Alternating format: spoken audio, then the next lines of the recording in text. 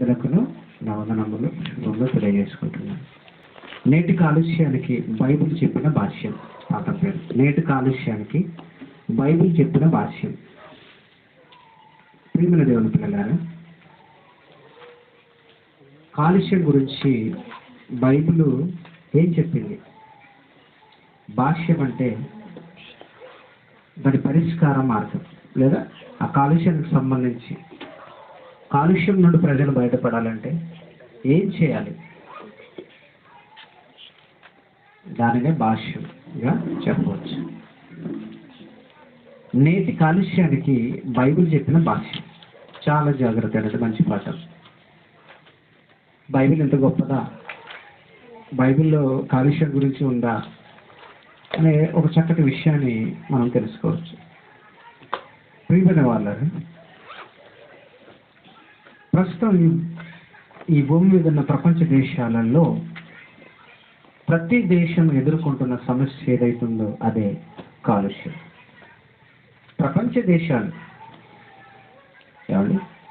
ప్రపంచ దేశాలు ఎదుర్కొంటున్న అతిపెద్ద సమస్య కాలుష్యం. ఈ కాలుష్యము అనేక రకాలుగా మనకు కనిపిస్తుంది. కాలుష్యంలో వాతావరణ కాలుష్యం అంటారు కదండి, వాతావరణ కాలుష్యం. తర్వాత వచ్చేసరికి ఆహార కాలుష్యం, నీటి కాలుష్యం, గాలి కాలుష్యం. ఇన్ని రకాల కాలుష్యాలు. కాలుష్యం అంటే ఏం లేదండి, కలుషితం. గాలి కలుషితం, తినే ఆహారాలు ఆహార పదార్థాలు, కూరగాయలు అండ్ అన్నీ కలుషితం. పీల్చే గాలి కలుషితం, త్రాగే నీరు కలుషితం. ఈ కలుషితమైన వాటిని పీల్చడం ద్వారా, కలుషితమైన నీటిని త్రాగడం ద్వారా అనేక సమస్యలు కదండి. ఈరోజు నీటి కాలుష్యం వలన అనేక రోగాలు, కుదరని రోగాలు. ఇక గాలి కాలుష్యం, పీల్చే గాలిలో కాలుష్యం అంటే అది మనకు అనారోగ్యానికే ప్రాబ్లం, ఆరోగ్యం దెబ్బతింటుంది. ఇక ఆహార పదార్థాల్లో కాలుష్యం. ఈరోజు పంటలు పండిస్తున్న రైతు కూరగాయలు కానీ, ఆకుకూరలు కానీ, వరిది కానీ, మనుషులు తినే ఏ ఆహార పదార్థమైనా అధిక రసాయనాలు వాడడం వలన తెలియకుండా మనిషి తింటున్న ఆ కూరగాయల ద్వారా కూడా విషం అనేది మానవ దేహంలోకి ఇంజెక్ట్ అవుతుంది. అది క్రమక్రమంగా అనేక క్యాన్సర్లకు దారితీస్తుంది. కాబట్టి ఈ కాలుష్యాలు ప్రపంచాన్ని భయపెడుతున్నాయి. ఏమేంటి మరోసారి చూద్దాం. ఏమేమి కాలుష్యాలు? ఆహార కాలుష్యం, ఆహార పదార్థాల్లో కాలుష్యం. రెండవది గాలిలో కాలుష్యం. మూడవది నీటిలో కాలుష్యం. ఇన్ని రకాల కాలుష్యాలు ప్రపంచ దేశాలని భయపెడుతున్నాయి.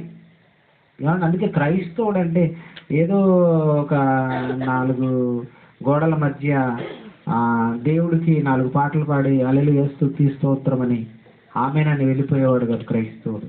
దేవుని ఉద్దేశంలో క్రైస్తవుడు ప్రపంచానికి పాటలు నేర్పేవాడే క్రైస్తవుడు.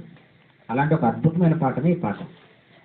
ప్రియమైన దేవుని పిల్లలారా, ఈ కాలుష్యాల వలన సమస్య ఏంటంటే ఏం లేదండి, ఈ కాలుష్యాల వలన మనకు అనారోగ్య సమస్యలు, మన ఆయుష్ తగ్గిపోతుంది. ఇక భూమి కూడా ఈరోజు పంటలు పండించడానికి రైతులు ప్రయోగిస్తున్నాయి ఏమంటారంటే ఫెర్టిలైజర్స్. అధిక మొత్తంలో యూరియా, అధిక మొత్తంలో నైట్రేట్, అధిక మొత్తంలో ఫాస్ఫేట్. సింగిల్ ఫాస్ఫేట్ అనేది ఒకటి ఉంటుందండి. అంటే సింగిల్ సూపర్ ఫాస్ఫేట్ అనేది భూమికి బలాన్ని ఇచ్చేది. సహజంగా భూమికి బలం రావాలి, కానీ ఈ ఫెర్టిలైజర్ ద్వారా భూమికి బలాన్ని ఇచ్చే మందులు వాడడం, మొక్క త్వరగా ఎదగాలంటే యూరియా అధికంగా వాడడం, దీనివలన నేల సారం దెబ్బతింటుంది. నేల సారం దెబ్బతింటుంది. కాబట్టి నేల కలుషితం అయిపోతుంది. పంట సరైన అది అంతా ఏమంటారంటే సంవత్సరానికి 2-3 పంటలు వేస్తే ఏం పండుతుందండి నేల అధిక మొత్తంలో. ఇలా ఇప్పుడు గాలిలో కాలుష్యం. గాలిలో కాలుష్యం అంటే గాలి కాలుష్యం చాలా కారకాలు ఉన్నాయి. ఏమండి, ఇప్పుడు పట్టణాల్లో చెత్త పేరుకుపోవడం. ఇక పట్టణాల్లో మనకు తెలుసు కదా, ప్లాస్టిక్ వాడకం అధికంగా అయిపోయింది. అధిక ప్లాస్టిక్ వలన లక్షల సంవత్సరాలు ఆ ప్లాస్టిక్ మట్టిలో కలిసిపోదట. అందుకే ప్లాస్టిక్ వాడకండి, ప్లాస్టిక్ కవర్లు వాడకండి అని చెప్తూ ఉంటారు. మార్కెట్కి వెళ్ళినప్పుడు ప్లాస్టిక్ కవర్లు ఎక్కువ ఉపయోగించకండి అని ప్రభుత్వాలు ఎంత చెప్పినా వినరు. ఇప్పుడు ఈ కాలుష్యాల వలన అంటే మరలా వాహన కాలుష్యం. ఏమండి, మరి ఈ కాలుష్యం అనే ఈ సమస్యకు పరిష్కారం ఏంటి బాబోయ్ అని ప్రపంచ ప్రజలు ఎవరిని అడుగుతారండి? ఈ సైంటిస్టులే అడుగుతారు. వాళ్ళు ఇచ్చింది ఏంటో తెలుసా, వాళ్ళు చెప్పింది ఏంటో తెలుసా? ఇగో ఇవన్నిటిని మనము ఏమంటే తగ్గించాలి. ఈ జల కాలుష్యం, గాలి కాలుష్యం, ఏమండి ఇంకేమన్నారు మనం ఆలోచించాం కదా, ఆహార పదార్థాల్లో కాలుష్యం, నీటిలో కాలుష్యం, కూరగాయలు అంటే మన ఆహార పదార్థాలు, మనం తింటున్న ఆహార పదార్థాలు కాలుష్యం. ఇక పట్టణాభివృద్ధి పేరుతో, పారిశ్రామిక అభివృద్ధి పేరుతో పరిశ్రమల స్థాపన అండి. పరిశ్రమలు వస్తే ఉద్యోగాలు వస్తాయి, పరిశ్రమలు వస్తే అనేక కుటుంబాలకు ఏమంటే ఉపాధి దొరుకుతుందని అధికంగా పరిశ్రమలు స్థాపించడం. ఆ పరిశ్రమల నుండి వెలువడే పొగ గాలి కాలుష్యానికి కారణమవుతుంది. ఉద్యోగాలు వస్తేనే కరెక్టే, కానీ దీర్ఘకాలంగా ఏమైపోతుంది తెలుసా? గాలి కాలుష్యం అయిపోతుంది. ఇక సెల్ ఫోన్స్ వచ్చింది, మనకు తెలుసు కదా, సెల్ ఫోన్ కాలుష్యం. అది తెలియకుండానే ఏమంటే టవర్స్ వచ్చేసింది. ఆ టవర్స్లలో రేడియేషన్ బాగా విడుదలవుతుందండి. రేడియేషన్ అంటే మన మెదడును హ్యాంగ్ చేస్తుంది. హ్యాంగ్ అంటే మెదడు చురుకుగా సహజ కదలిక ఏమైపోతుంది తెలుసా? సెల్ ఫోన్స్ మన ఊరు మధ్యలో ఉండడం వల్ల సిగ్నల్ ఉందనుకుంటా మనం, అది మెదడు మీద అది ప్రభావాన్ని చూపుతుంది. ఇక సెల్ ఫోన్లు ఎక్కడ మొబైల్ జేబులో పెట్టడం వల్ల హార్ట్కు ప్రాబ్లం, ఏమంటే ఫ్యాన్ జేబులో పెట్టడం వల్ల శరీరంలో అవయవాలకు ప్రాబ్లం అట్టండి. ఇది మనిషిగా కాకుండా ఇక పక్షులు అంతరించిపోతున్నాయి. ఏమంటే ఇప్పుడు కనిపించట్లేదు ఏంటది, ఏమంటే పిచ్చుకలు సెల్ ఫోన్స్ వల్ల అవి టవర్స్ వల్ల అవి చనిపోతున్నాయి. పక్షులు అంతరిస్తున్నాయి. ఇక సముద్రంలో నీరు కూడా ఏమంటే ఏమైంది తెలుసండి? కలుషితం. ఈ కలుషితాలన్నిటికీ కారణం ఎవరో తెలుసా? మనిషేనండి. ఏమంటే ఒకసారి ఈ కలుషితాలకి కారణము మనం వీటినన్నిటిని నిరోధించాలి అని సైంటిస్టులు ఎన్నో చెప్పారు. సమస్య ఎక్కడుంది అంటే మనిషి దగ్గరే ఉంది. చూద్దాం ఒకసారి. ఏమంటే ఆదికాండం 1వ అధ్యాయం. బైబిల్ ఎంత గొప్పదంటే ప్రతి సమస్యకు పరిష్కారం చెప్తుంది. ఆదికాండం 1వ అధ్యాయం 31వ వచనాన్ని మనం చూడగలిగితే, ఆదికాండం 1వ అధ్యాయం 31వ వచనాన్ని మనం చూడగలిగితే, దేవుడు తాను చేసినది యావత్తును చూచినప్పుడు అది చాలా మంచిదిగా నుండెను. చాలు. దేవుడు తాను చేసినది యావత్తును చూచినప్పుడు అది చాలా మంచిదంటే ఈ ప్రకృతిని కలిగించి ఇచ్చిన దేవుడు ఈ ప్రకృతి గురించి దేవుడు ఇచ్చిన సర్టిఫికెట్, అది చాలా మంచిది. మరి చాలా మంచిదని ఈ ప్రకృతి ఎందుకు ఈరోజు పాడైపోయింది, ఎందుకు కాలుష్యం బారిన పడిపోయింది అంటే మనిషి తనకు తాను చేసుకున్న తప్పిదం.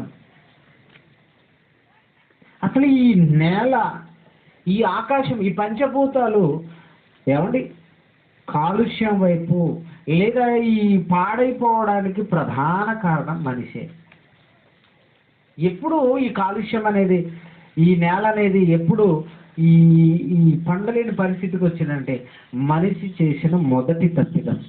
ఏమండి, అదే ఆదికాండం 3వ అధ్యాయం 17వ వచనములో మనిషి చేసిన తప్పిదానికేనండి ఈరోజు ఈ భూమి కాలుష్యం, నేల కాలుష్యం, ఏమండి ఆకాశంలో కాలుష్యం, ఏమండి పంచభూతాలన్నీ పాడైపోతున్నాయి, సహజత్వాన్ని కోల్పోతున్నాయి, సహజ ధర్మాన్ని అవి నిర్వర్తించలేకపోతున్నాయి. అంటే కారణం మనిషి. ప్రారంభంలో ఎక్కడి నుండో మనం చూద్దాము. 17వ వచనం. ఆయన ఆదాముతో, నీవు నీ భార్య మాట విని తినవద్దని నేను నీకు ఆజ్ఞాపించిన ఫలములు తింటివి గనుక నీ నిమిత్తము నేల శపించబడినది. అక్కడ మొదలైందండి మనిషి పతనానికి, మనిషి నాశనానికి, ఈ భూమి కాలుష్యం, ఈ ప్రకృతి కాలుష్యానికి ప్రారంభపు ఏమంటే డాగ్ అండి అది. నీవు నీ భార్య మాట విని నేను నీకు ఆజ్ఞాపించిన వృక్ష ఫలము నీవు తింటివి గనుక నీ నిమిత్తము నేల శపించబడింది. అప్పటి వరకు మంచి ఫలాలు ఇచ్చే నేల శపించబడింది. శపించబడి నా తర్వాత ఏమైంది? ప్రయాసముతోనే నీ దినములన్నీ నీవు పంట తిందువు. అంటే ప్రయాస పడాలి నువ్వు, ఎందుకంటే నేలను నేనేం చేశాను? శపించాను. మరి నేల ఏం చేస్తుంది? నీకు పంటనివ్వడం కంటే కలుపు మొక్కలు ఎక్కువ ఇస్తుంది. ఏమిటది? ముళ్ళ తుప్పలు గచ్చ పొదలు నీకు మొలిపించును. ముళ్ళ తుప్పలు గచ్చ పొదలు అంటే దేవుడు ఫస్ట్ ఈ నేలను సృజించినప్పుడు ముళ్ళ తుప్పలు గచ్చ పొదలు లేవు. మనకొచ్చింది శాపముతో, అంటే శపించబడినప్పుడు. నీ నిమిత్తము నేల శపించబడింది. నేల శపించబడ్డప్పుడేనండి ఈరోజు ఈ స్థితి వచ్చింది. ఏమండి? అంటే ఈరోజు నేల శపించబడిందంటే కారణం నేల కలుషితం అయిపోతుంది. పంట ఇవ్వట్లేదంటే నేల కలుషితం అయిపోతుందంటే కారణం ఏంటో తెలుసా? మనిషి. అంటే మనిషి ఎప్పుడైతే దేవుని మాటను కాదన్నాడో, ఎప్పుడైతే దేవుని మాటను వద్దన్నాడో, ఏమండి, ఈ నేల కాలుష్యం అనేది ప్రారంభించబడింది. నేలను దేవుడు కలుషితం చేశాడు, మనిషి వలన శపించాడు. ఇంకా మనిషి ఇంకా సుఖాన్ని అనుభవించి ఇంకా కొంచెం పాడు చేస్తున్నాడు నేలని. ఈ భూమిని, ఆకాశాన్ని మనిషి తన సుఖ సంతోషాల కోసం ఇంకా పాడు చేస్తున్నాడు.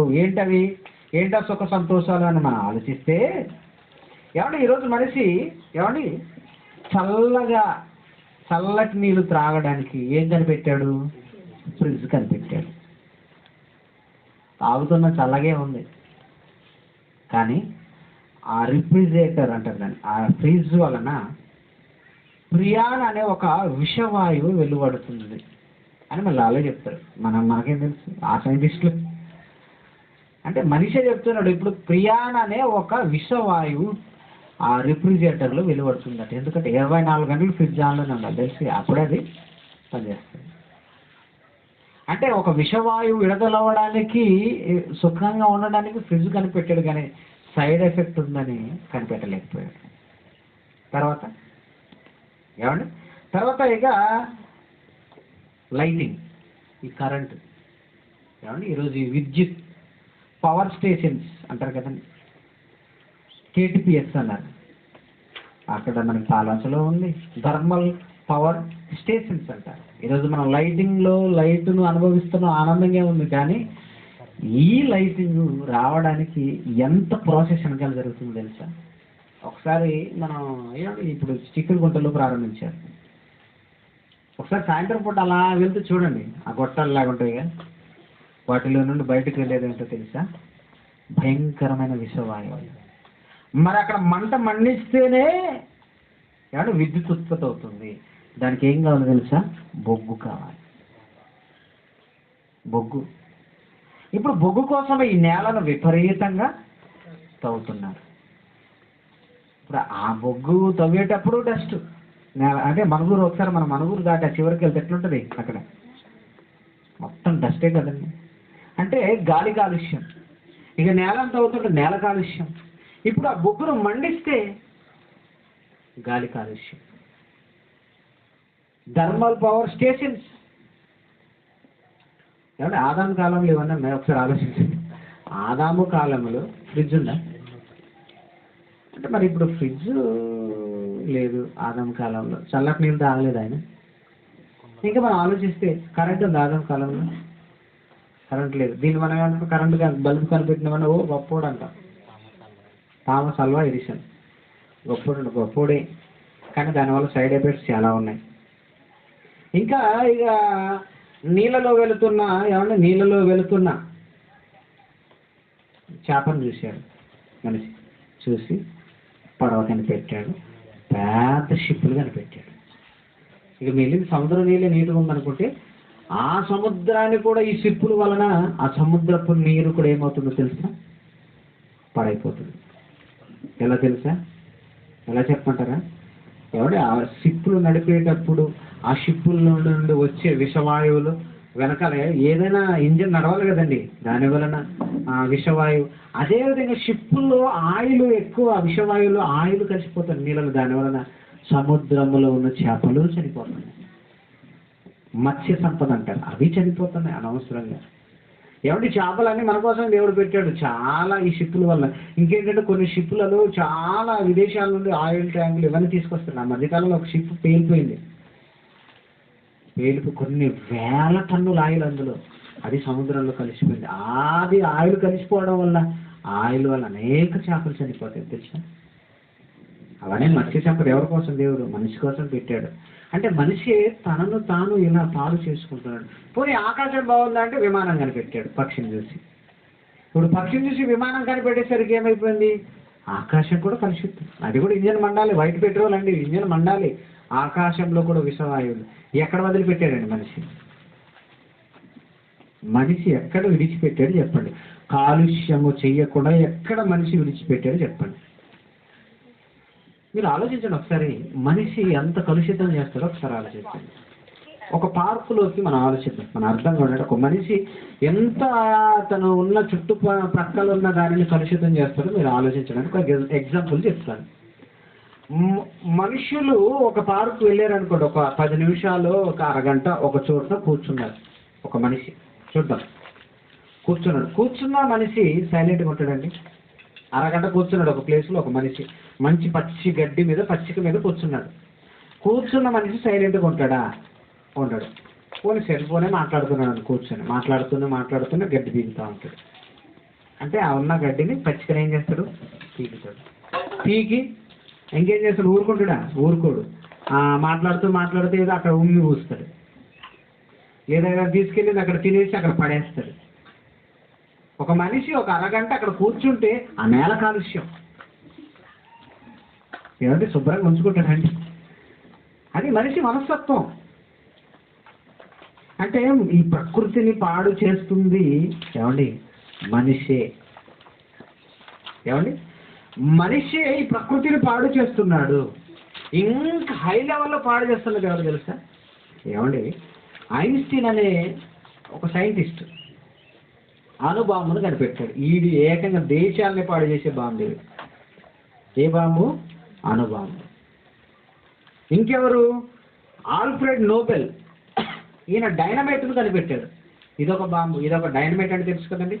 ఈ డైనమైట్తో యుద్ధాల్లో బాగా ఉపయోగిస్తారు. డైనమైట్ అంటే గందుకంటే బలమైనది. ఏమంటే భుజం మీద పెట్టి పేల్చేది. నాశనం, విధ్వంసం. అంటే నాశనం చేయడానికి, విధ్వంసం చేయడానికి మనిషి కనిపెట్టిన ఈ అణుబాంబు కానీ, ఈ రసాయన బాంబులు కానీ, ఇవన్నీ బాగు చేసేయా నాశనం చేసేయా? నాశనం చేసే. ఒక దేశం మీద ఒక దేశం దండెత్తి వాడు యువతల వాడి మీద బాంబు వేయడం, వీడు అవతల వాడి మీద బాంబు వేయడం. దానివల్ల ఏంటి? వాతావరణ కాలుష్యం కాకపోతే ఇంకేమవుతుందో చెప్పండి. అంటే మరలా ఈ కాలుష్యం అయిపోతుంది బాబో అని ప్రపంచ దేశాలు మళ్ళీ కూర్చొని వాతావరణ కాలుష్యం అయిపోతుంది బాబో అని బాధపడుతున్నారు. చేసేదంతా మనిషి. ఈ ఐన్స్టీన్ కనిపెట్టిన అణుబాంబు ఏమండి నేటికి జపాన్ మీద ప్రయోగించింది. రెండవ ప్రపంచ యుద్ధంలో అమెరికా దేశం జపాన్ దేశం మీద ప్రయోగించింది. నేటికి హిరోషిమా, నాగాసాకి అనే 2 ప్రాంతాలు, 2 పట్టణాలు నేటికి కూడా ఆ అణుబాంబు ప్రయోగం వల్ల మొక్క కూడా మొలవలేని స్థితిలో ఉంది ఆ పడిన ప్లేస్లో. నేటికి కూడా అక్కడ బ్రతుకుతున్న ప్రజలు అంగవైకల్యంతో జన్మిస్తున్నారంటే ఆ విషవాయుల ప్రభావం ఆ నేల మీద ఇంకా ఉంది. అంటే నాశనం చేసుకుని తింటారు. ఇవన్నీ మీకు ఎందుకు చెప్తాను తెలుసా? మనకు అవగాహన ఉండాలంటే మనిషి నాశనం చేసుకుంటున్నాడని. ప్రియమైన దేవుని పిల్లలు ఆలోచించండి. అందుకని దేవుడు బైబిల్ ఒక మాట రాయించాడు. చూద్దాం. ఓబద్య గ్రంథం 1వ అధ్యాయం 15వ వచనం చూద్దాం. ఓబద్య గ్రంథం 1వ అధ్యాయం 15వ వచనం. ఓబద్య గ్రంథం 1వ అధ్యాయం 15వ వచనం. యెహోవా దినము అన్యజనులు అందరి మీదకి వచ్చుచున్నది. అప్పుడు నీవు చేసినట్టే నీకును చేయబడును. నీవు చేసినదే నీ నెత్తి మీదికి వచ్చును. అదనమాట దేవుడు. నీవు చేసినట్టే నీకు చేయబడును. నీవు చేసినదే నీ నెత్తి మీదికి వచ్చును. అంటే ఈరోజు కాలుష్యం విపరీతంగా పెరిగిపోతుందని బాధపడుతున్న మనిషి ఒకసారి మనసు పెట్టి ఆలోచిస్తే ఈ నేలను, ఆకాశమును, నీటిని, ఏమండి ఈ ఆహార పదార్థాలను కాలుష్యానికి కారణం ఎవరు తెలుసా? మనిషే. స్వార్థ ప్రయోజనాలండి. చాలా స్వార్థంగా మనిషి ఆలోచిస్తున్నాడు. మరీ ముఖ్యంగా ఏంటంటే ఏమండి మనిషి దేవుడు ఈ ప్రకృతిలో ప్రతీది మన మేలు కోసం పెట్టాడండి. ఈ ప్రకృతిలో ఏమంటే ఒక మొక్క మనకు మేలు చేస్తుంది. ఒక మొక్కను ఆలోచించండి మీరు, మనకి మేలు చేస్తుంది. దానివల్ల సైడ్ ఎఫెక్ట్స్ ఉండవు తెలుసా? మొక్క వలన సైడ్ ఎఫెక్ట్ ఉండదు. అంటే ఒక మొక్క మనకి ఏం చేస్తుంది తెలుసా? ఆక్సిజన్ మనకిస్తుంది. మనం పీల్చే గాలి, స్వచ్ఛమైన గాలి మొక్క నుండి వస్తుంది. మొక్క వలన మనకి ఎలాంటి ప్రమాదం లేదండి. దేవుడు సృష్టించిన ప్రతి దాని వలన మనకి ఎలాంటి ప్రమాదం లేదు. సైడ్ ఎఫెక్ట్స్ అస్సలు ఉండవు. సైడ్ ఎఫెక్ట్స్ అంటే ఆ మొక్కను మనం పెంచుకోవడం వలన ఆ మొక్కలు ఏదో విషవాయువు వెలువడి మనం చంపేసి అలాంటి ఏమి ఉండదు. మొక్క ఇంకా మనకి మేలే చేస్తుంది. ఏం చేస్తుంది చెప్పండి? మొక్క ఏం చేస్తుంది? మనకి మంచి ఆక్సిజన్ ఇస్తుంది. మనం వదిలేసే కార్బన్ డైఆక్సైడ్ ఏం చేస్తుంది? పీల్చుకుంటుంది. రైట్. ఇంకా మొక్క ఏం చేస్తుంది? మనకు కలపనిస్తుంది. తెలుసు కదా కలప. ఈ కలప ద్వారా ఇల్లులు కట్టుకుంటున్నాం. అదే మొక్క ఆకులను ఇస్తుంది. ఆ ఆకుకూరలు తింటున్నాం. ఏమండి ఈ మొక్కల వలన మనకి బహుళ ప్రయోజనాలు అంటారు వీటిని. బహుళ ప్రయోజనాలు ఒకటే కాదు, చాలా ప్రయోజనాలు ఉన్నాయి. దేవుడు ఇచ్చినవి మొక్కలు. వాటిని కూడా నరికేస్తున్నారు. అడవులు నరుకుతున్నారండి. ఎలా ఉందంటే మనిషి కొమ్మ మీద కూర్చొని తను కూర్చున్న కొమ్మని నరుకుంటున్నాడు. అంటే అడవులు నరకడం వలన ఆక్సిజన్ అనేది తక్కువైపోతుంది. ఏమంటే అడవులు నరుకుతున్నారు కదా పల్లెటూర్లలో అనుకోకండి. అసలు ఎక్కువగా అడవులు నరికేది పారిశ్రామికం కోసమేనండి. పరిశ్రమల స్థాపనం కోసమే ఎక్కువగా ప్రభుత్వాలే నరుకుతున్నాయి. అందుకని అడవులు కనుమరుగైపోతున్నాయని ప్రభుత్వాలు ఏదో ఆలోచించి ఫారెస్ట్ ఆఫీసర్ని పెట్టి ఏదో కాపలు పెడుతున్నారు. కానీ ఇంతకీ అడవులు నరికి దొంగతనం నమ్ముకునే వాళ్ళకి అధికారులు, మంత్రులు వాళ్ళే ఎకరాలు ఆక్రమించుకొని, మనకు తెలుసు కదా, ఆక్రమించుకొని పెద్ద పెద్ద ఫ్యాక్టరీలకి అమ్ముకుంటున్నారు. అంటే మనిషి స్వార్థంగా మారిపోయాడు కనుకనే ఏమంటే ఈరోజు అడవులు నరకవేయబడుతున్నాయి. అడవులు నరికి వేయడం వలన చాలా ప్రమాదం అండి. మన ఇంట్లో ఒక చెట్టు లేకపోతే ఏమండి చల్లదనం ఉండదు. చల్లదనము మొక్క వలనే.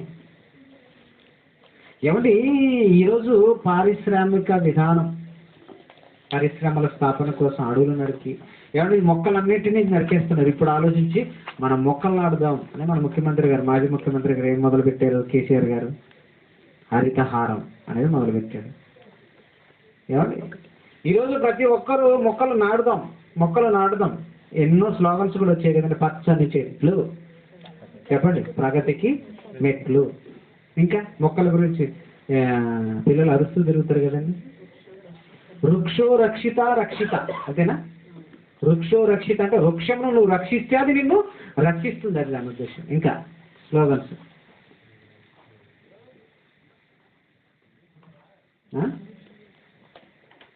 ఒక చెట్టు నరికితేనట 10 చెట్లు నాటాలట. స్లోగన్స్ కదండి మనం. అంటే మొక్కల కోసం చెప్పిన స్లోగన్స్. అంటే ఈరోజు మనిషి ఆలోచించి మొక్కలు నరకొద్దు, అడవులు నరకొద్దు అని మంచి స్లోగన్ ఇచ్చారు అనుకుంటున్నారు. దేవుడు ఎప్పుడో చెప్పాడు. ఒకసారి చూద్దాం ప్రసంగి గ్రంథం. ఏమండి ప్రసంగి గ్రంథంలో మనం చూడగలిగితే 10వ అధ్యాయం 9వ వచనాన్ని మనం చూద్దాం. ప్రసంగి గ్రంథం 10వ అధ్యాయం 9వ వచనం. రాళ్ళు దొర్లించేవాడు వాటి చేత గాయమునందును చెట్లు నరుకువాడు దాని వలన అపాయము తెచ్చుకొనును. ఎప్పుడు చెప్పిందండి బైబిల్? ఈరోజు చెప్తున్నారు మొక్కల గురించి. మొక్కలు పచ్చని చెట్లు, ప్రగతికి మెట్లు. వృక్షమును మనం రక్షిస్తే అది మనం రక్షిస్తుంది. మొక్కల గురించి ఎన్ని స్లోగన్స్ మనం చదివాము. ఏమండి ఇంకేంటి? చెట్లు నాటుదాం, ప్రగతిని చాటుదాం, నవ చైతన్యం, వన చైతన్యం. ఎన్ని స్లోగన్స్ అండి. కానీ బైబిల్ ఎప్పుడు? ప్రసంగి గారు ఎప్పుడు ఇది ఎప్పుడుదండి? ప్రసంగి గారు ఎప్పటివాడు? క్రీస్తుకు పూర్వం 1000 ఏళ్ల క్రితం వాడు. యూదా దేశాన్ని పరిపాలించిన ఒక రాజు ప్రసంగి గారు సొలొమోను గారు రాసిన మాట ఏమండి, చెట్లు నరుకువాడు దాని వలన అపాయము తెచ్చుకొనును. మరి ఏంటో చెప్పారు, ఆ రోజే చెప్పాడు దేవుడు, చెట్లు నరకొద్దయ్యా, చెట్లు నరకొద్దు, వాటి వలన నీకే అపాయం. నరుకుతే అపాయం తెచ్చుకుంటామంటే ఈరోజు మనిషి ఎవరైనా ఆలోచిస్తాడు, స్వార్థం. ఒకరి దగ్గరే ఎవరి ఆస్తులు పెంచుకోవడానికి ఈరోజు మనిషి ఎంత స్వార్థపరుడుగా మారిపోయాడో మీరు ఆలోచించండి. ఒకసారి నేను చెప్తున్నాను, చాలా మనసు పెట్టి ఆలోచించండి. మనిషి తన ధనవంతుడుగా, మనిషి తను ఎదుగుదలగా, అందరికంటే ఎక్కువగా నేను ఎదగాలని, అందరికంటే ధనవంతుడు కావాలని, కోటేశ్వరుడు కావాలని ఈరోజు ఫ్యాక్టరీలు, ఈరోజు పరిశ్రమలను స్థాపించి మనిషి ఒక్కడ ఎదిగే ప్రయత్నం చేస్తున్నాడు. ఏమండి, ఒకప్పుడు పాత నిబంధన కాలంలో చూడండి, ఒకప్పుడు మనిషి ఈ విప్లవం, ఏ విప్లవము, పారిశ్రామిక విప్లవం రాకముందు అప్పుడు కూడా ధనవంతులు ఉన్నారండి. వాళ్ళ ఆస్తి ఏంటో తెలుసు ఆ రోజుల్లో. ఈ రోజుల్లో ఆస్తి అంటే ఒక 4 ఫ్యాక్టరీలు, ఏమండి, ఒక 100 కార్లు.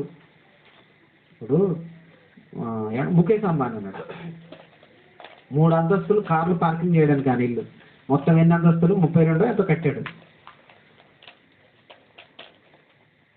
600 గదులు ఎన్నో ఉంటాయి సుమారు. ఏమని 3 అంతస్తుల్లో 60 కార్లు ఉంటాయట. ఇప్పుడు 60 కార్లు ఒక వ్యక్తికి అవసరం. దానివల్ల ఎంత ఏమండి, ఏంటంటే ఆస్తి, స్టేటస్, తనకున్న డబ్బు. ఈరోజు ప్రతి ఒక్కరు అంతే కదా, ఇంట్లో కారు, ఏమండి, ఇంట్లో కారు ఉంటే, ఇంట్లో బైకులు ఉంటే, ఇంట్లో ఇది ఉంటే, ఇది డెవలప్ అనుకుంటున్నాడు. ఒకప్పుడు డెవలప్మెంట్ ఏంటో తెలుసు, ఒకప్పుడు ఆస్తి ఏంటో తెలుసా? యోబు గారి సంగతి మనకు తెలుసు. యోబు గారికి చాలా ఆస్తి ఉందట. ఏంటి, 1-2 వేల కార్లు, ఆయనకున్న ఆస్తి చదవండి. దాని వలన, ఆ ఆస్తి వలన మనిషికి ప్రమాదం ఉండదు, మనిషికి లాభమా? యోబు గారికి ఉన్న ఆస్తి ఆ రోజు మనిషికి లాభాన్ని ఇచ్చే ఆస్తులు అవి. ఒకసారి చదవండి, మొదలు వచ్చిన యోబు గారికి ఎంత ఆస్తి ఉందో, ఆ యోబు గారికి ఉన్న ఆస్తి వలన మనిషికి ఏమైనా ప్రమాదమా? 1వ అధ్యాయము 3వ వచనం చదవండి. అతనికి 7,000 గొర్రెలు. ఈ గొర్రెల వల్ల మనిషికి మేలా నష్టమా? పశు సంపద అండి. 7,000 గొర్రెలు, 3,000 ఒంటెలు. ఇప్పుడు ఒకవేళ 7,000 గొర్రెలను 7,000 కార్లు అన్నాం అనుకో, ఆ కారు వల్ల తిరుగుతూ బాగానే ఉంది, స్పీడ్కి వెళ్తూ బాగానే ఉంది, హాయిగా ఉంటుంది. కానీ 7,000 కార్లు వలన పొగలు వెనకాల వచ్చే ఎంత ప్రమాదం. పైగా ఇప్పుడు 7,000 కార్లు నిర్మించాలంటే ఒక ఫ్యాక్టరీ కావాలి. ఏమండి, ఒక కంపెనీ, ఒక టాటా కారు ఉందనుకో, దాన్ని తయారు చేయడానికి టాటా కంపెనీ వాడు కార్ల కంపెనీ పెట్టాలి. మరి ఆ కంపెనీ పెట్టాలంటే కార్లలో చాలా వస్తువులు, లైట్కు సంబంధించిన మెటీరియల్ తయారు చేయాలి. ప్లాస్టిక్ ఉంటుంది కదా, ప్లాస్టిక్, ఇనుము, రబ్బరు, వీటన్నిటి కారుకు సంబంధించిన మెటీరియల్, వీటినన్నిటిని తయారు చేయడానికి మళ్ళా స్పేర్ పార్ట్స్ ఉండే ఫ్యాక్టరీలు కావాలి. మరలా ఫ్యాక్టరీలలో పొగ, దానివలన మనిషికి నష్టమే. ఏమన్నా సుఖంగా ప్రయాణం చేస్తున్న బాగానే ఉంది, కానీ మనిషికి ప్రమాదమే. కానీ ఇప్పుడు 7,000 గొర్రెల వలన ప్రకృతికి ఏమైనా నష్టమా? ఇంకా ప్రకృతి డెవలప్ అవుతుందని 7,000 గొర్రెలట, 7,000 ఒంటెలట, 3,000 ఒంటెలట, 500 జతల ఎడ్లట. ఈ ఎడ్ల వల్ల ఏంటి, నీకే మంచిది. అవి ఉంటే ఏం చేస్తాయి, ఇంకా వృద్ధి చేస్తాయి, నీకు ఆహారం అవుతుంది, నీకు భోజనం అవుతుంది. ఏమంటే ఎడ్ల వలన, గొర్రెల వలన, ఒంటెల వలన. నెక్స్ట్ చదువు నీకే ఉన్నాయి, 500 ఆడగాడిదలు. ఏమన్నా మోయడానికి ఒకప్పుడు బరువులు మోయడానికి గాడిదలు ఉంటాయి. ఇప్పుడు మనిషే గాడిదలాగా తయారయ్యి కారెక్కి తిరుగుతున్నాడు. సైడ్ ఎఫెక్ట్స్ ఉండవండి. దేవుడు చెప్పిన ప్రకారం మనిషి దేవుడు మాట వింటే ఎలాంటి సైడ్ ఎఫెక్ట్ ఉండదు. మనిషికి మేలు చేసేదే ఆస్తిని కూడా దేవుడు చెప్పాడు. లేకపోతే దేవుడు తెలియదంటే ఒక కారం కనిపెట్టిన ఆయన సుఖంగా వెళ్ళొచ్చని, విమానం కనిపెట్టిన ఆయన సుఖంగా వెళ్ళొచ్చని దేవుడు తెలియదు. ఏమండి, బైబిల్లో మనం చూస్తే ఏలియా గారి గురించి మనం ఆలోచిస్తే, ఏలియా నువ్వు బయలుదేరు హోరేబ్ అనే పర్వతానికి వెళ్ళు అంటే 40 దినాలు ప్రయాణం చేశారు. ఎవరు? ఏలియా ప్రవక్త. 40 దినాలు పర్వతం మీద నడుచుకుంటూ ప్రయాణం, పరిగెత్తాడట. ఇంకా అప్పుడు దేవుడికి రావచ్చు కదా, దేవుడు మనకంటే గొప్పవాడు కదా. ఇన్ని బాధలేందుకు ఏలియా, నేను ఒక విమానం కనిపెడతా. ఏ విమానం? నీకోసం. ఎందుకంటే ప్రపంచంలో మొట్టమొదటి విమానం కనిపెట్టిన పేరు నాకే దక్కాలని దేవుడు అనుకున్నాడు అనుకుందాం. విమానం ఆ రోజే దేవుడు ఏలియా కనిపెట్టి ఇచ్చాడు అనుకో, ఏలియా విమానం మీద డ్రైవింగ్ లేడనుకో అనుకుందాం. ఈరోజు ఆ విమానాలు చూసి మనుషులు ఏం చెప్తున్నారు తెలుసా, దేవుడు విమానం కనిపెట్టాడు, కానీ దానివల్ల ఎన్నో సైడ్ ఎఫెక్ట్స్ అండి. కాలుష్యానికి కారణం దేవుడేనండి అంటాం మనం మామూలు వాళ్ళం కాదు. అందుకే దేవుడు, నాయన నువ్వు 40 దినాలు నడుచుకుంటూ వెళ్తే నీకే ఆరోగ్యం, నువ్వు పరిగెత్తితే నీకే ఆరోగ్యం. నడవండి, పరిగెత్తండి, ఉదయం పూట వాకింగ్ చేయండి, పనులు చేయండి ఎందుకు అంటున్నారు? తినది అరక్క నీకు ఆరోగ్యం కోసం. దేవుడు ఏది చేసినా మనిషికి మేలు చేసేదే చెప్తాడు. మనిషే నేను డెవలప్ అవుతున్న పేరుతో నాశనాన్ని కొని తెచ్చుకుంటున్నాడు. చెట్లు నరకడం వలన ప్రమాదం. చెట్లు మనకి మేలు చేస్తాయి, ఎందుకంటే చెట్లను చేసింది ఎవరు? దేవుడు, మనిషి కాదు. కార్లు కనిపెట్టింది ఎవరు? మనిషి. పరిశ్రమలు కనిపెట్టింది ఎవరు? మనిషి. తలకాయ మీద ఉన్న ఎంట్రుకకు పట్టిన సుండ్రు పోవడానికి కొన్ని కంపెనీలు వేసినాయి, అవే షాంపూ కంపెనీలు. మరి ఇప్పుడు షాంపూ తయారు చేయడానికి ఒక షాంపూనా? ఎన్ని రకాల షాంపూలు, ఎన్ని రకాల షాంపూలు? పేర్లు చెప్పండి. షిక్ షాంపూ అట, సన్ సిల్క్ అట, హెడ్ అండ్ షోల్డర్ అట, ఆల్ క్లియర్ అట, క్లినిక్ ప్లస్ అట, క్లినిక్ ఆల్ క్లియర్ అట, ఇంకేంటి కార్తీక, ఇందులేక, ఎన్ని పేర్లు అండి? అన్ని పేర్లు అండి శాంపుల్గా పెట్టేసేటట్టున్నారు. మరి ఇన్ని మనం పేర్లు చెప్పుకుంటే ఈజీగా పోతున్నాం. ఒక్కొక్క పేరు మీద ఒక్కొక్క కంపెనీ రన్ అవుతుంది తెలుసు కదా. ఆ కంపెనీలలో వచ్చే పొగలు, మళ్ళీ ఆ కంపెనీ తయారు చేయడానికి ప్లాస్టిక్ కవర్. మరి ప్లాస్టిక్ తయారు చేయడం చాలా ప్రమాదం. అమ్మాయ తల మీద సుండ్రు పోయింది అనుకుంటున్నాం. దేవుడు మనకంటే పిచ్చోడేం కాదు. నీ తల మీద సుండ్రు పోవడానికి కుంకుడుకాయ చెట్టుని నీ కోసమే పుట్టించాడు. మనకు బద్ధకమైపోయి కుంకుడుకాయ వెతుక్కొని తెచ్చుకోలేక, కుంకుడుకాయ చెట్టుని అట్లా ఇంట్లో పెంచలేక అన్ని నరికేసి మీరా కుంకుడుకాయ షాంపట. ఏ షాంపట? మీరా కుంకుడుకాయ షాంపట. వాడు నిజంగా కుంకుడుకాయ కొంచెం కలిపితే చాలా, అందులో లిక్విడ్ ఎక్కువ కలుపుతాడు. షాంపులు ఎప్పుడు మీకు ప్రమాదం. నీ తల మీద సుండ్రు కోసం ఒక చెట్టునే పెట్టాడు దేవుడు. ప్రియమైన దేవుడు పిల్లలారా, మన ఆరోగ్యం కోసం, మన ఔషధాల కోసం మొక్కలు పెట్టాడు దేవుడు. అందుకే మొక్కలు నరకకండి అన్నాడు. కానీ మనిషికి అర్థం కాలేదండి. మనిషికి అర్థం కాలేదు. ఇంకా మనం చూడగలిగితే ఇర్మియా గ్రంథం 5వ అధ్యాయము. ఈరోజు ప్రకృతి కూడా ఇలాంటి పరిస్థితులను చూసి తన క్రమం తప్పింది. ప్రకృతి క్రమం తప్పింది. రావాల్సిన కాలంలో వర్షాలు రావట్లేదు, రావాల్సిన కాలంలో ఋతువులు రావడం లేదు. దాని వలన చలికాలం ఏదో, ఎండాకాలం ఏదో, వర్షాకాలం ఏదో తెలియదండి. ఈరోజు మెయిన్ పేపర్లో ఇచ్చారండి. ఈనాడు మెయిన్ పేపర్లో ఏమి ఇచ్చాడు తెలుసా? ఒక అమెరికన్ ప్రొఫెసర్ మెయిన్ పేపర్ గుండోడు. ఈరోజు మెయిన్ పేపర్ ఈనాడులో గుండోడు ఇచ్చాడు. ఏమని? ఇప్పుడు ఇది వచ్చే కాలం ఎలా ఉంటుందంటే, ఒక దేశంలోనేనట ఒక రాష్ట్రంలో వర్షం ఉంటే ఒక రాష్ట్రంలో ఎండ ఉంటుందంట, ఒక రాష్ట్రంలో చలి ఉంటే. అంటే ఈ దేశంలో వాతావరణం అంతా దేశం మొత్తం ఒక తీరుకు రాదటండి. ఇక్కడ వర్షం ఉంటే అక్కడ చలి ఉంటుందట, అక్కడ చలి ఉంటే అక్కడ ఎండ ఉంటుందట. ఇవాళ మెయిన్ పేపర్ అండి, అదే చదివాను నేను ఈరోజు. మెయిన్ పేపర్ ఇచ్చాడు. అంటే ఒక ప్రొఫెసర్ చెప్తున్నాడు, వాతావరణం మనం అనుకున్నట్టు లేదు. ఎందుకంటే ఈ కలుషితాల వలన పైన ఓజోన్ పొర అని దేవుడు ఒక ఓజోన్ పొరను పెట్టాడు. ఓజోన్ పొర అంటే సూర్యకిరణాలు డైరెక్ట్గా మనుషులమైన మన మీద పడకుండా దేవుడు పైన ఒక గొడుగు లాంటిది పెట్టాడండి. ఆ గొడుగును కూడా రంధ్రాలు చేస్తున్నాడు మనిషి. కలుషితం వలన, ఈ పొగల వలన, ఈ వాతావరణ కలుషితం వలన ఆ ఓజోన్ పొరకు రంధ్రాలు పడుతున్నాయి. దాని వలన సూర్యకిరణాలు డైరెక్ట్గా మనిషి మీద పడడం వలన అతినీల లోహిత కిరణాలు అంటారు. వాటి వలన అనేక రకమైన చర్మ వ్యాధులు, చర్మ క్యాన్సర్స్ వస్తున్నాయి. అంటే మనిషి తన నష్టాన్ని, తన నాశనాన్ని తానే తెచ్చుకుంటున్నాడు. అలాగని ప్రకృతి కూడా ఏమైపోతుంది తెలుసా? తన క్రమం తప్పుతుంది. దానికి కారణం ఎవరు? ఇర్మియా గ్రంథం 5వ అధ్యాయం 24 వచ్చిన చదవండి. ఇర్మియా గ్రంథం 5వ అధ్యాయం 24 వచ్చిన. వారు రండి, మన దేవుడైన యెహోవా యందు భయభక్తులు కలిగి ఉందుము. ఆయనే తొలకరి వర్షమును కడవరి వర్షమును దాని కాలమున కురిపించువాడు కదా. నిర్ణయింపబడిన కోతకాలపు వారములను ఆయన మనకు రప్పించును. ఆయన మన కొరకు రప్పించునని తమ మనసులో అనుకొనరు. ఎలా అనుకోవాలి? దేవుడు ఉద్దేశించింది అంటే ఇలా అనుకోవాలని దేవుడు అనుకున్నాడు. కానీ వాళ్ళు ఏమైపోయారు? అనుకొనరు. దేవుడు చెప్తున్నాడు, మీ దోషములు వాటి క్రమమును తప్పించెను, మీకు మేలు కలుగకుండుటకు మీ పాపములే కారణములు. మన మనిషి పాపాలే దానికి కారణాలు. మన మనిషి పాపాలే దేవునికి ఎదురు తిరిగి మనిషి నాశనం అయిపోయి వెళ్తున్నాడు పాపిగా మారి.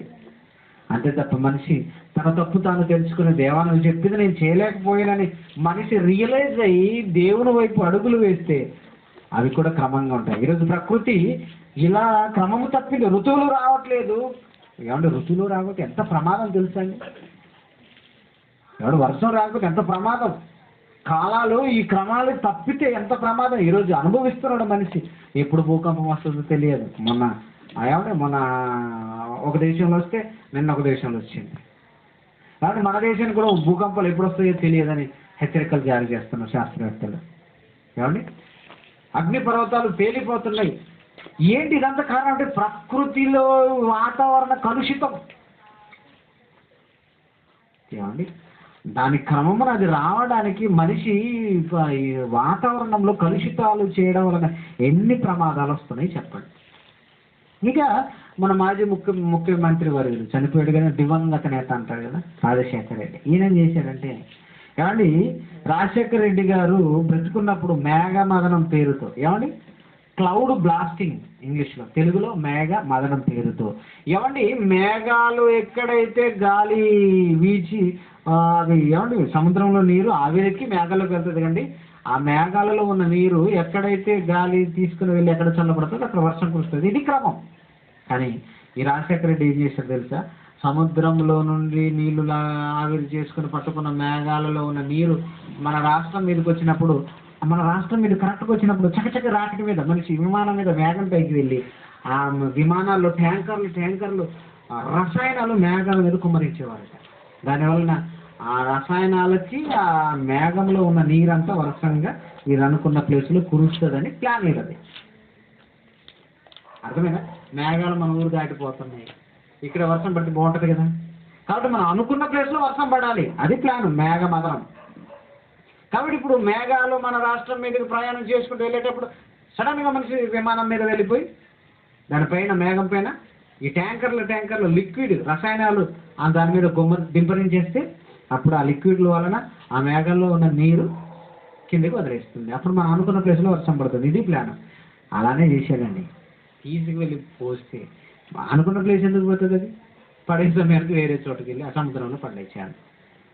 ఏమంటే ఇది మనం వినడానికి బాగుందంటే మనం నచ్చిన చోట మనం వర్షం పడవచ్చండి అంటాం. కానీ అది ప్రకృతి నువ్వు పెట్టింది కాదు, దేవుడు పెట్టింది. దానికి ఒక క్రమం ఉంది. ఎక్కడ వర్షం పడాలో గాలి తనకిష్టమైన చోటుకు విసురులు, దాని శబ్దము విందువే కానీ అది ఎక్కడి నుండి వచ్చినో ఎక్కడికి పోనో నీకు తెలియదు. దానికి ఒక ఇష్టం ఉంది. దేవుడు ఇష్టం నెరవేరుస్తుంది. అది దేవుడు ఇష్టం నెరవేరుస్తున్న ఆ ప్రకృతిని నువ్వు కిరికావా నిన్నేం చేస్తావు తెలుసా? మింగేస్తుంది. అలానే మింగేసింది. ఏమంటే కువైట్ దేశంలో ఎడారి ప్రాంతాలండి. కువైట్ దేశంలో మధ్యకాలంలో అక్కడ వర్షమే పడదండి ఎప్పుడు ఎండలు. అలాంటి దేశాలు వర్షాలు వచ్చి వరదలు అంటే మనిషి చేసిన తప్పేదానికి పడాల్సిన చోట వర్షం పడకుండా ఏడకో ఉపయోగపడింది. వర్షం లేని చోట వర్షం పడింది. ఇక్కడ మధ్యకాలంలో ఆ దేశాలు ఎడారి దేశాల్లో వర్షం అండి. ఎడారి దేశం వర్షాలు పడవు కానీ మనిషి ప్రకృతిని దెబ్బతీస్తున్నాడు. వర్షం అవసరం లేని చోట పడుతుంది. అదే దేవుడు పట్టిన క్రమం ప్రకారం ఈ ప్రకృతి నడుస్తుందన్న సంగతి మనిషి మర్చిపోయాడు. అందుకే చెప్తున్నాడు మీ పాపములే మీ దోషములే వాటి క్రమమును తప్పించను, మీకు మేలు కలుగకుండుటకు మీ పాపములే కారణం. ఎంత ఖచ్చితంగా చెప్పిందండి బైబిల్. ఎవరు చెప్పారండి బైబిల్? మత గ్రంథం. మనిషి ఎక్కడ తప్పు చేస్తున్నాడో చెప్పింది. ఎప్పుడు నుండి మనిషికి ఈ ప్రకృతి వలన ప్రమాదం వచ్చిందో చెప్పింది. ఈ ప్రకృతి ఎందుకు శపించబడిందో కూడా బైబిల్ చెప్పింది. ప్రియమైన దేవుని పిల్లలను ఆలోచించండి. అంటే బైబిల్ అనేది ఎంత గొప్ప గ్రంథమో, దేవుడు రాయించిన గొప్ప గ్రంథం అని మనం ఎప్పుడు మర్చిపోవద్దు. మరి మనిషి ఎందుకు ఈరోజు భయపడాల్సిన అవసరం ఏముంది? వాతావరణం కలుషితం అయిపోతుంది, వాతావరణం పాడైపోతుంది, మనకు ప్రమాదం ఉంది, ఓజోన్ పొర రంధ్రం పడింది, మనకు ప్రమాదం ఉందని టెన్షన్ పడవలసిన అవసరం లేదు. మనిషి ఈ వాతావరణంలో ఉన్న కలుషితాన్ని బాగు చేయడానికి ప్రయత్నించడం కాదు. మనిషి ముందు శుభ్రం చేసుకోవాల్సింది ఈ వాతావరణాన్ని కాదు. మనిషి ముందు శుభ్రం చేసుకోవాల్సింది తన హృదయం అని. మనిషి ముందు శుభ్రం చేసుకోవాల్సింది కలుషితమైపోయిన తన హృదయమును. ఎందుకంటే హృదయం ఎలాంటి తెలుసా? నీ హృదయంలో అనుకున్నదే నువ్వు బయట చేస్తావు, అంతే కదా. ఇప్పుడు ఒక మనిషి స్వార్థపరుడుగా ఎదుటి వాడిని ఏమండి నాశనం చేసి తను ఎదగాలనుకుంటున్నాడంటే ముందు హృదయంలో యోచించాలి కదా. ఏమంటే ఇప్పుడు మన భోపాల్ చాలా జాగ్రత్తగా గమనించండి. చరిత్రలో జరిగిన సంఘటన. మన భారతదేశంలో భోపాల్ అనే పట్టణం, ఏ రాష్ట్రం అది, ఆ రాష్ట్రం పేరు నాకు ఐడియా లేదు. భోపాల్ పట్టణంలో జరిగింది ఏంటంటే వడోదర అనుకుంటా, ఏదో సంథింగ్ మన భారతదేశంలో ఢిల్లీకి దగ్గర ఉన్న రాష్ట్రం. ఏమండి ఆ భోపాల్ అనే పట్టణంలో ఒక కెమికల్ ఫ్యాక్టరీ విదేశీయులు అంటే అమెరికా వాళ్ళు ప్రారంభించారు. ఆ కెమికల్ ఫ్యాక్టరీ ఒకరోజు ఏమైపోయింది తెలుసా, లీక్ అయిపోతే ఆ విషవాయువు ఆ గాలిలో కలిసిపోయింది. ఆ చుట్టుపక్కలున్న సుమారుగా ఒక 5 కిలోమీటర్ల పరిధిలో ఉన్న ప్రజలందరూ రాత్రికి రాత్రే చనిపోయారు. జస్ట్ వాళ్ళకి తెలియదు, వాళ్ళు ఎందుకు చనిపోయారో కూడా వాళ్ళకు తెలియదు. మరి ఈ ఫ్యాక్టరీ చుట్టూ ఇలాంటి ఫ్యాక్టరీలు ఎక్కడ పెట్టాలంటే అడవుల్లో పెట్టాలటండి, మనుషులు లేని నిర్మానుష ప్రాంతాలలో పెట్టాలి. కానీ సిటీ నడి మధ్యలో పెట్టారు వాళ్ళు. సిటీ నడి మధ్యలో ఎందుకు పెట్టారు అంటే ఒక మనిషి స్వార్థంగా ఆలోచించాడు. ఒకవేళ గ్యాస్ లీక్ అయిపోతే మనుషులు చనిపోతే నాకెందుకు, నా నా నా వ్యాపారం డెవలప్ అవ్వాలని ఒక స్వార్థంగా ఆలోచించి పెట్టిన కంపెనీ. ఆ కంపెనీ వలన అనేక మంది చనిపోయారు. ఆ రోజు ఆ కంపెనీకి పర్మిషన్ ఇచ్చింది మన భారతీయులే. మరి వాళ్ళు ఎందుకు మంత్రులు పర్మిషన్ ఇచ్చారంటే వాళ్ళు లంచాలు తీసుకున్నారు. దానివల్ల అనేక మంది అమాయకులు, ఆ ఫ్యాక్టరీ చుట్టూ ఉన్న అనేక మంది అమాయకులు వేల సంఖ్యలో చనిపోయారు. భారతదేశంలో జరిగిన అతిపెద్ద ఏమంటే దీని ప్రాబ్లం ఇది, అతిపెద్ద సమస్య ఇది. ఆ రోజు ఏమంటే భోపాల్ పట్టణం అంతా పట్టణం అండి అది. ఒక మనిషి స్వార్థంగా ఆలోచించడం వలన కాలుష్యం. ఇలా ఒక మనిషి స్వార్థంగా నేను బాగుంటే చాలు అని ఆలోచించడం వలనే ఆ ప్రమాదం జరిగింది. అదే మనిషి హృదయంలో ఆలోచన ప్రారంభమైంది, హృదయంలో నా చుట్టుపక్కల వాడు ఏమైతే నాకేందండి అని స్వార్థంగా ఆలోచించాడు. ఆలోచన మనిషికి ఎక్కడ వచ్చింది, ముందు హృదయములో. ఇర్మియా గ్రంథం 17:9 ఇర్మియా గ్రంథం 17:9 మనం ఆలోచిస్తే, హృదయము అన్నిటికంటే మోసకరమైనది, అది ఘోరమైన వ్యాధి కలది, దాన్ని గ్రహించేవాడు ఎవడు అంటే హృదయములో ఈ కలుషితం ఉంది వాడికి, స్వార్థపూరితమైన కలుషిత ఆలోచన. అందుకు కదా వాడు అలా ఒక స్వార్థపూరితమైన మనిషిగా తన స్వార్థాన్ని ఆలోచించేది తప్ప ఎదుటి వాడు ఏమైపోతారు నాకు తెలియదని. అలా ఎంతమంది లేరండి ఈరోజు మనుషులు. వాళ్ళ హృదయం కరెక్ట్ లేదు, వాళ్ళ హృదయం కలుషితం అయిపోయింది. హృదయము నిండిన దానిని బట్టి నోరు ఏం చేస్తుంది, మాట్లాడుతుంది. మనకు తెలుసు కదా, హృదయంలో ఏమి నిండుతుందో దాని ప్రకారమే నోరు మాట్లాడుతుంది, దాని ప్రకారమే మనిషి పనులు చేస్తాడు. కాబట్టి వాతావరణ కాలుష్యం కాదు, ఈరోజు ఈ ప్రకృతిలో కాలుష్యం పోవాలంటే ముందు శుభ్రం చేయవలసింది స్వచ్ఛ భారత్ కాదు, స్వచ్ఛ హృదయ్.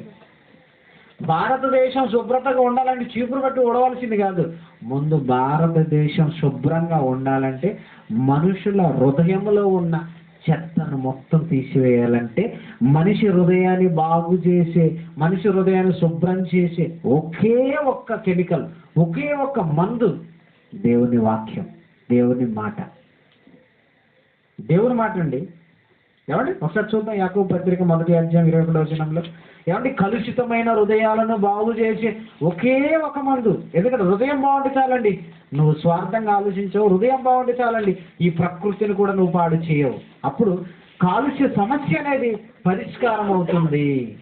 అలాంటి మనిషి హృదయం కలుషితమైపోయిన మనిషి హృదయాన్ని ఏమండి బాగు చేసే ఒకే ఒక ఏమండి మందు, అదే దేవుని వాక్యం. చదవండి 21 అందుచేత సమస్త కల్మషమును విర్రవీగుచున్న దుష్టత్వమును మాని లోపల నాటబడి మీ ఆత్మలను రక్షించుటకు శక్తి గల వాక్యంను సాత్వికముతో ప్రతి సైంటిస్టు, ప్రతి దేశాధినేత, ప్రతి అధికారి దేవుని మాటను స్వీకరిస్తే ఖచ్చితంగా హృదయంలో ఉన్న కల్మషం మొత్తం శుభ్రం చేసేదే దేవుని వాక్యం. నేటి కాలుష్యానికి బైబిల్ చెప్పిన భాష్యం అండి ఇది. నీ హృదయంలో ఉన్న ఈ చెత్త కల్మషం, ఎందుకంటే హృదయంలో ఏముంటాయి మనకు తెలుసు కదా. ఏమేమి ఉంటాయి ఒకసారి మార్కు సువార్త చూద్దాం. ఏముంటాయి? 7వ అధ్యాయం 21వ వచనం. హృదయం లోపల ఏముంటాయి? నీ హృదయములు నిండిన దాన్ని బట్టి నోరు మాట్లాడుతుంది. హృదయంలో ఉన్నదాన్ని బట్టి మనిషి బయట ప్రవర్తిస్తాడు.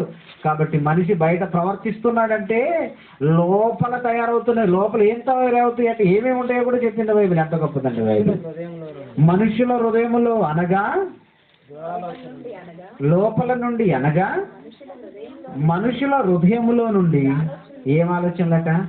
దురాలోచనలు. మంచి ఆలోచనలు ఉండవు, దురాలోచనలు. ఎదుటివాడిని ముంచైనా నేను ఎదగాలి, ఎదుటివాడు ఏమైపోయినా నాకు అనవసరం, నేను మాత్రం ధనవంతుడిని కావాలి. కింగ్ ఫిషర్ అధినేత ఏమండి అని పేరంటే విజయ్ మాల్యా. ఏమండి 1000 కోట్ల రూపాయలు బ్యాంకుల దగ్గర అప్పు తెచ్చి ఎగనామం పెట్టి విదేశాలకు పారిపోయాడు. మరి 1000 కోట్ల అప్పు బ్యాంకుల దగ్గర నుండి తెస్తే ఆ బ్యాంకుల్లో డబ్బు దాచుకున్న పరిస్థితి ఏమైతే ఆలోచించాడు? లేదు, తన స్వార్థాన్ని ఆలోచించాడు, పారిపోయి విదేశాల్లో దాక్కున్నాడు. ఇలా మనం ఆలోచించకుండా పోతే ఎందరో నేరస్తులు ఈరోజు వాళ్ళ హృదయంలో ఉన్న వాటిని డెవలప్ చేశారు. ఈరోజు కాలేజీ చివరికి తన నాశనం వరకు తెచ్చుకున్నారండి. హృదయంలో దురాలోచనలు, నెక్స్ట్ జారత్వములను, దొంగతనములను, నరహత్యలను, వ్యభిచారములను, లోభములను, చెడుతనములను, కృత్రిమమును, కామ వికారమును, మత్సరమును, దేవదూషణయు, అహంభావమును, అవివేకమును వచ్చును. ఇవన్నీ ఎక్కడి నుండి వస్తాయండి? ఈ చెడ్డవన్నీ ఎక్కడి నుండి వస్తాయి? హృదయములో. ఏమంటే వాటి వల్లనే ఈరోజు మనిషి అలా తయారవుతున్నాడు. అదే మనిషి హృదయం పవిత్రంగా ఉండి మనిషి ఈరోజు నీటిని బాగు చేయొచ్చు, నీటి కాలుష్యాన్ని బాగు చేయొచ్చు. ఎందుకంటే నీరు త్రాగుతున్న నీరే కలుషితం అయిపోతే ఎన్ని వ్యాధులు వస్తాయండి. కాబట్టి త్రాగు నీరు విషయంలో కలుషితం కాకుండా ఈరోజు నీరు కాలుష్యం అయిపోతుందంటే కారణం ఏంటో తెలుసు కదా. భూగర్భ జలాలు కూడా కలుషితం అయిపోతున్నాయి. ఫ్యాక్టరీలు అండి, పారిశ్రామిక వ్యవస్థ. ఏమండి ఉద్యోగాల పేరుతో ఏదో అంటుంది కానీ అది కాదండి. దీర్ఘకాలం మనం దీర్ఘకాల ప్రయోజనాలు ఆలోచించాలి మనిషి. దురాలోచన, స్వార్థ ప్రయోజనాలతో ఈరోజు మనిషి నీటిని పాడు చేసుకుంటున్నాడు, ఆకాశాన్ని కలుషితం చేశాడు. ఏమండి త్రాగు నీరును పాడు చేశాడు. ఆహార పదార్థాలు విప్లవంతో ఏమంటే తక్కువ సమయంలో ఎక్కువ పొందాలి. హైబ్రిడ్ అనేది ఒకటి వచ్చిందండి. హైబ్రిడ్ ఏం హైబ్రిడ్? చివరికి గింజలు కూడా విత్తనాలు కొనుక్కునే స్థితికి మనిషి వచ్చాడు. భవిష్యత్ కాలంలో విత్తనాలు దొరకవు, ఖరీదు పెట్టి కొనుక్కోవాలి. ఇప్పుడు వచ్చిన విత్తనాలు ఎలా ఉందో తెలుసు. ఒకసారి నువ్వు పండించిన తర్వాత ఆ పంటను మళ్ళీ నెక్స్ట్ ఇయర్కి నువ్వు విత్తనాలు దాచుకున్నా పండబట్ట. చూడండి, మన జీవితాంతం విత్తనాలు కొనుడే. వరిలోనండి నాకు తెలిసింది. ఇప్పుడు నేను పోయిన సంవత్సరం పండింది మనకున్న విత్తనాలు మన చిన్నప్పుడు విన్నాం కదండి. ఒక పంట పండించుకుని విత్తనాలకి కొంచెం దాచుకునేవాళ్ళం, మళ్ళీ వర్షాకాలంలో మరలా వాటిని చల్లేవాళ్ళం, అవి మళ్ళీ పండేవి. ఇప్పుడు అలా కాదు. ఒకసారి విత్తనాలు కొన్నావు, నువ్వు పంట పండించుకున్నావు, నువ్వు విత్తనాలు దాచుకోవడం లేదుగా, నువ్వు అమ్ముకోవడం దీన్ని ఏమని చేయి, మళ్ళీ నెక్స్ట్ నువ్వు చల్లితే పంట రాదు, 3 వారం చెట్లుగా వస్తాయి. అంటే పండే గుణాన్ని వాడు తీసేసాడు. ఎందుకంటే వాడి దగ్గర పండే గుణాన్ని ఉంటే మళ్ళీ నా దగ్గర రాడు కదా. కాబట్టి వాడేం చేశాడు, ఎప్పుడు నా దగ్గర విత్తనాలు కొనాలి. వాడంతే, ఎంత పండించినా కొనాల్సిందే. అంటే విత్తన వ్యవస్థను కూడా నాశనం చేస్తున్నాడు. అదే దేవుడు ఇచ్చిన విత్తనం. ఒక చెట్టుకి విత్తనము, గడ్డిని విత్తనములు ఇచ్చి చెట్లను దేవుడు పుట్టించాడు. విత్తనం ఇచ్చి ఆ చెట్టును తీసి నువ్వు మళ్ళీ నాటావా, విత్తనం నాటావా, మళ్ళీ మొక్క వస్తుంది. దానిలో నుండి వచ్చిన విత్తనాన్ని మళ్ళీ నాటావా, మళ్ళీ మొక్క వస్తుంది. దేవుడు పెట్టింది అది, కానీ మనిషి విత్తనం లేకుండా చేసేస్తున్నాడు. స్వార్థం కదా. ఒక మనిషి స్వార్థంగా ఆలోచించి తన బిజినెస్ కోసం ఆలోచించి నేనే రాజుగా ఉండాలని, నా దగ్గర అందరికి రావాలని స్వార్థంగా ఆలోచించి విత్తనాలు లేని మొక్కలను సృష్టించి ఈరోజు ప్రకృతిని కాలుష్యం చేస్తున్నాడు కదా మనిషి. మరి కాలుష్యం ఉండదు. అందుకని బైబిల్ చెప్పిన భాష్యం, నేటి కాలుష్యానికి బైబిల్ చెప్పిన భాష్యం ఒకటేనండి. ఈ కాలుష్యం పోవాలంటే, ఈ ప్రకృతి బాగుండాలంటే వెనక్కి వెళ్ళాలి మనిషి. డెవలప్ పేరుతో ముందుకు వచ్చాడు అంటున్నారు, నాశనాన్ని కొని తెచ్చుకున్నాడు. వెనక్కి వెళ్ళాలి మనిషి, అప్పుడు ఈ ప్రకృతి బాగుంటుంది, 4 కాలాలు బ్రతుకుతాం. దానికి కారణం మనిషి తన గోతిని తానే తీసుకున్నాడు, త్రవ్వుకుంటున్నాడు. నీవు చేసిందని నెత్తి మీదకి వస్తుంది అన్నాడు దేవుడు. మనిషి దాన్ని గమనించలేకపోయాడు.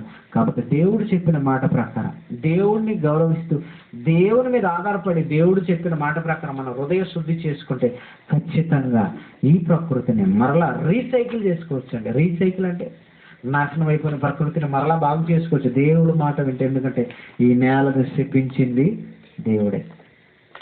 మరలా దేవుడి నేలని బాగు చేయాలి అంటే దేవుడు మాట మనిషి వింటే బాగుపడతాడు. ఇది నేటి కాలుష్యానికి బైబిల్ చెప్పిన భాష్యం. దీని మతం అంటారా? అంటే మూర్ఖుడాడు. బైబిల్ చెప్పిన ఈ మంచి మాటలు మతం అంటే ఆయన మూర్ఖుడు, ఇక బాగుపడాడు, మనిషి నాశనానికి వెళ్ళిపోతాడు. కాబట్టి మనమైనా ఈ సమాజం మేల్కొల్పలేదు, మతం కాదు, దేవుడు చెప్పిన గొప్ప మార్గం. ఈ మార్గం కూడా ప్రయాణం చేయాలి మనిషి. ప్రారంభ మనిషి నుండి నేడు ఆధునిక మనిషి వరకు దేవుడికి భిన్నంగానే బ్రతుకుతున్నాడు. వద్దండి, దేవుడు ఉద్దేశాలు, దేవుడు ఇష్టాలు మనం సమాజానికి చెప్పి ఒక్కరైనా ఆలోచింప చేయాలని కోరుకుంటూ ఈ మాటలు ప్రారంభం.